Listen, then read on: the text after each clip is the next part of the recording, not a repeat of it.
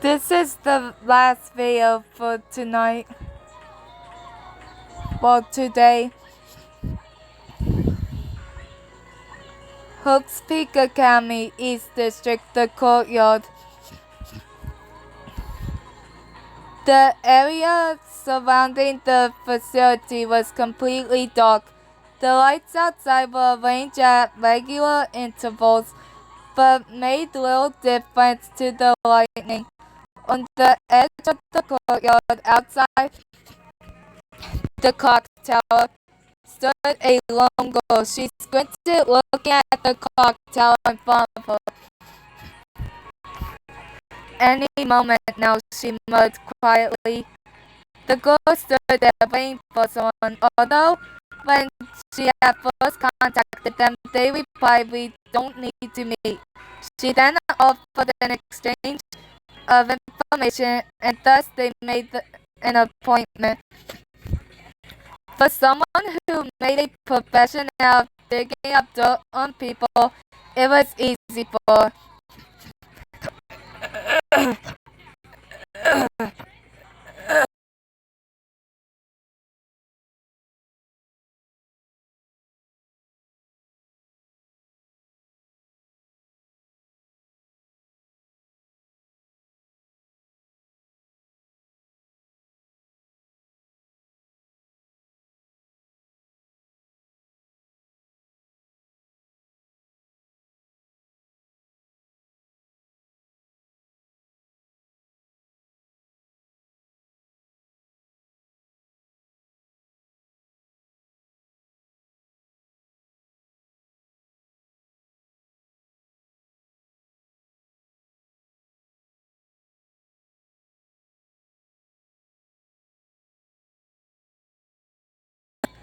For people she doesn't know about, it's easier for her to meet in person.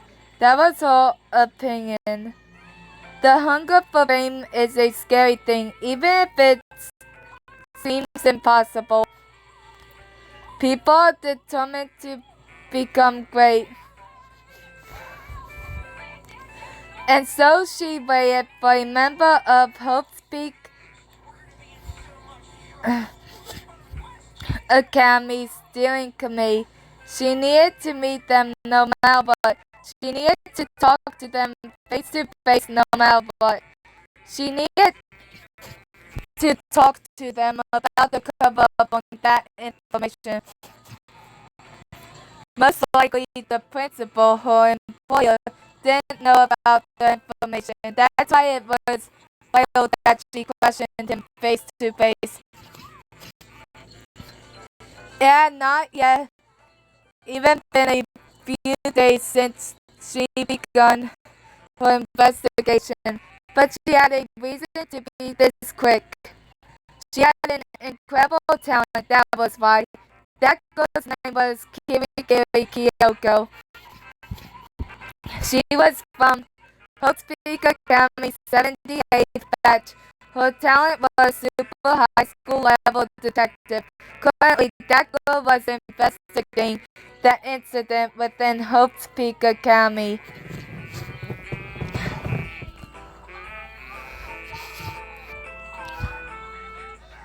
He's late, she muttered, looking up at the clock tower again. 5 minutes late. I should have told him to be more punctual.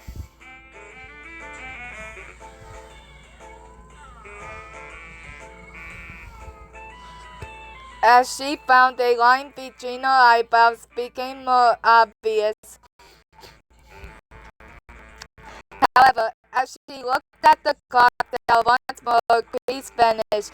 In the distance, she saw a figure. The figure seemed to be on guard as they looked around while slowly walking towards her. Gradually, the figure became clear. It was an old man with a black suit and tie, as if he were in mourning at a funeral. His hair was dull black with pomade and looked like a man-made artifact. As the man approached, his expression became clear. He had wrinkles on his forehead that seemed to be carved into his very skull, and beneath them deep-set eyes which glared at Kyoko. Soon they were about 3 meters away from each other. The man stopped.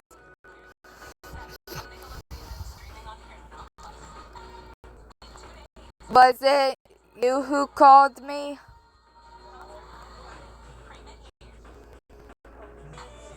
Here, his mouth drawn on his face in a straight line, open, and he spoke to Kyoko with a grave voice. What the heck? The old man's words were coughed. Something fell from the sky and landed in front of Kyoko's eyes. The man and his words were crushed. It seemed to happen in slow motion. Or perhaps like seeing the frames of a video one at a time. A school desk fell from the sky and fell onto the man in front of her. As he was hit by the desk, the man's body seemed to fold over in the impact, while the desk on the other end bounced off him into the air. As that happened, another desk fell down. This one crushed the man's waist, and he bent backwards like a doll. Another desk fell and bent the man's neck at an unnatural angle. The man didn't have enough time to even look surprised. His face was frozen as he called out to Kyoko. The desks fell to the ground in a cloud of dust, and the man's figure was obscured. Immediately after, a delayed noise sounded out, an immensely loud sound. As that happened, a desk flew out of the cloud of dust and missed Kirigiri by mere inches. It felt like a spinning top behind her. That was the crazy scene that transpired before her. That was the outcome of the crazy scene. The moment the man standing in front of Kyoko had opened his mouth, a large desk fell out of the sky and crushed him in a nanosecond. It interrupted her thoughts.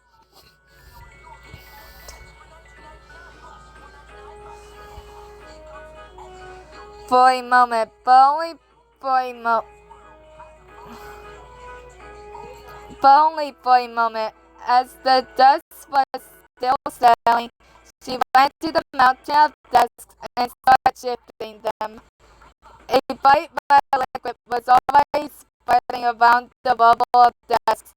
A dark liquid flowed from his eyes, ears, nose, and too many other places to list. Kyoko quickly decided to instead look above on the roof of a school building. She spotted a silhouette. Her eyes came into focus. Behind the figure, the moon beamed brightly. The figure looked as though it was holding something above it. They threw it. A folding chair was spinning straight towards Kyoko. She dodged it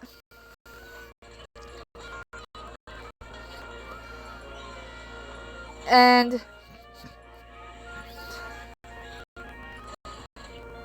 went towards the school building.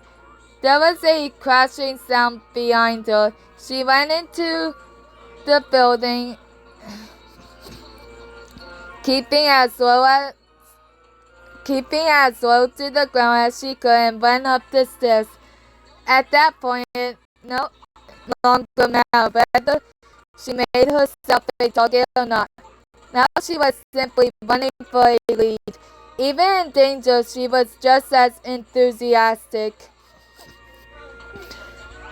In little to no time, she had arrived on the landing and found the remains of a padlock on door leading to the roof. The school should pay more attention to crime prevention, she thought sarcastically.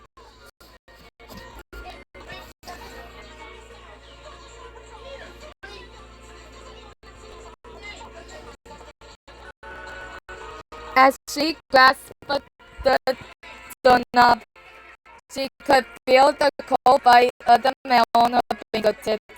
She twisted the doorknob and the door opened quietly. The moment she opened the door, a strong gust of wind passed by Kyoko. As she took a single step, she looked around the rooftop, illuminated by the dark night sky. However, there was nothing there. She stepped onto the concrete floor and looked behind the door. Every nook and cranny she could find. She searched everywhere, but she really couldn't find anything. I'm too late. Overcome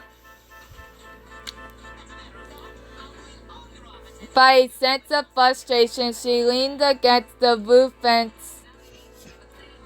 Looking up, she whispered to the night sky, "This is why I hate my job." Chills went down her spine. She had a bad feeling. She turned around and looked at the courtyard through the iron fence.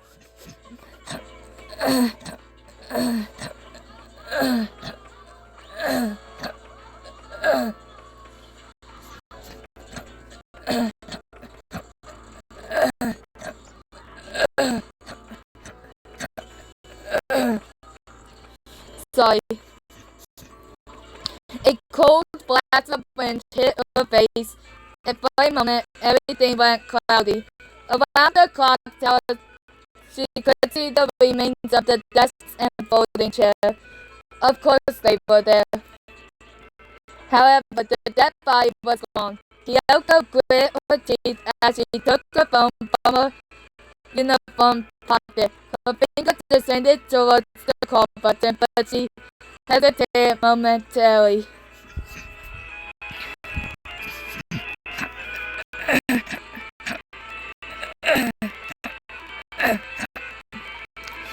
Even so, she pressed it. She listened to the voice of a man through the phone. "Should we meet soon?" Kyoko said, not bothering to introduce herself. "I have something I need to report. I'll be heading over there soon."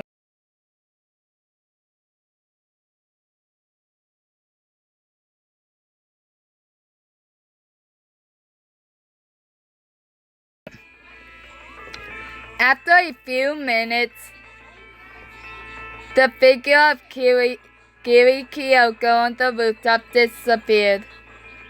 Whip, whip. A strange sound like something being teared echoed through the courtyard in the East District. Ta-da! A taser gun. A high school girl held something like a pistol in her hands. The girl looked ahead of her at two security guards who had collapsed on top of each other. As they lay face down, you could see a thin wire coming out of their backs and connecting to the pistol the girl held. "Hey, hey!" she called out as she pulled the trigger. Whip, whip, whip. Along with the intense sound, the already unconscious bodies trembled and shook violently. "Aha!" As the girl watched, she had a crazy, ecstatic grin on her face. Enoshima Junko.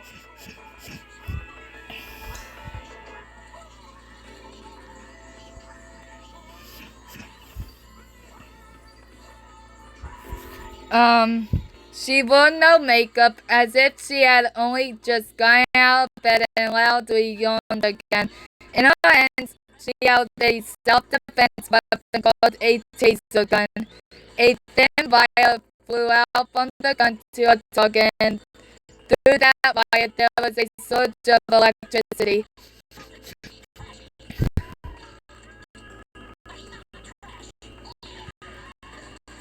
Normally, such a weapon would not cause people to die, but she had modified this one so it was more powerful.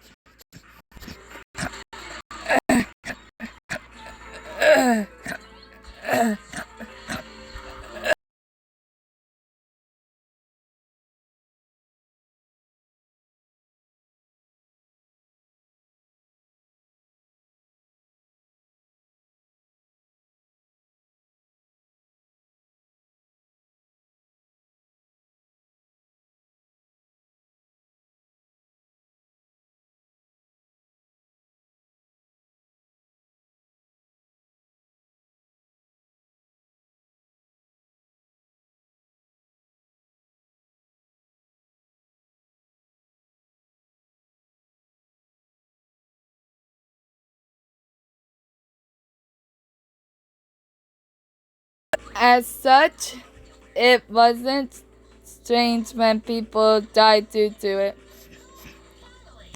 In truth, it was just to ensure she had an upper hand. It was her self-defense weapon for despair.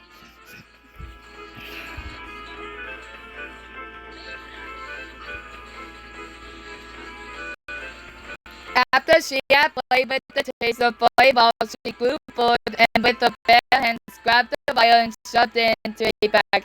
She then scrunched the bag up and threw it into a nearby rubbish bin. Well, that takes care of that. That gender bent Kandaichi-chan must have disappeared somewhere. Oop, boop, boop. I wonder if we'll fight later.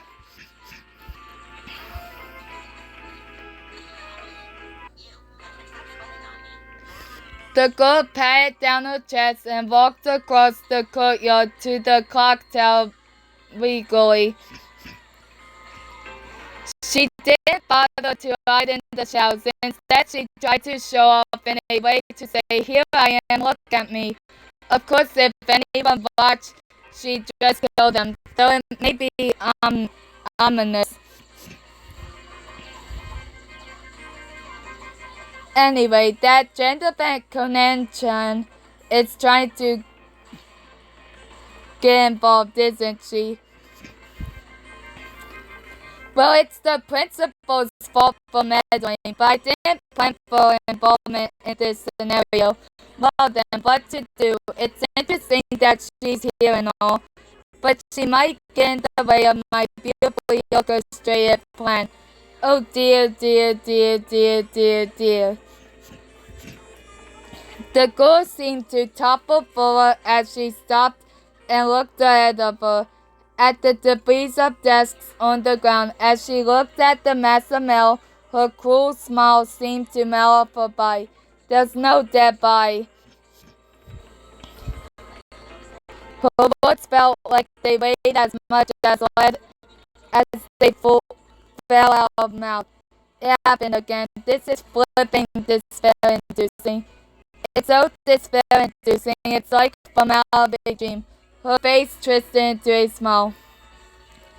As Enoshima laughed, she kicked the folding chair at her feet. It didn't look like she kicked it with much strength, but the chair flew a few meters away towards one of the lights, and as if it were a ball used for ping pong, it flew skywards. As the sound that reverberated throughout the late-night courtyard disappeared, the figure named Enoshima Junko also disappeared like a shadow.